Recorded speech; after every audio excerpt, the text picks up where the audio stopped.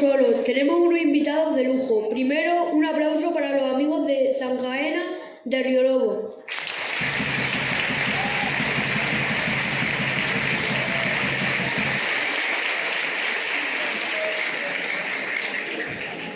Y ahora un aplauso enorme para Savia Viva de Coria.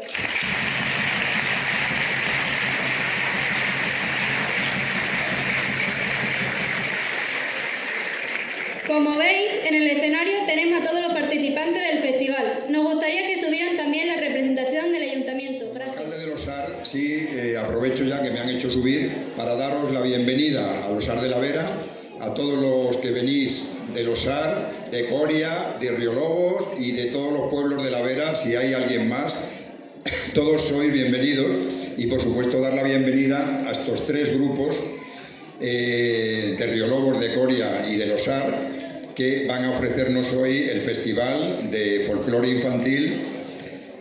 Y creo que es muy importante que esto se mantenga, se promocione, se incentive todo lo posible para que nunca se pierda. El folclore forma parte de nuestro patrimonio cultural y creo que el ejemplo que están dando últimamente los grupos folclóricos extremeños de ir renovando con gente joven, que vayan siendo ese relevo generacional que permita a los mayores irse retirando, pero que el grupo sigue vivo y debe seguir así durante mucho tiempo porque será la mejor manera de que podamos conservar nuestras tradiciones y nuestro folclore. Así que no me enrollo más, bienvenidos, que se os dé muy bien, que disfrutéis del espectáculo y adelante con ello.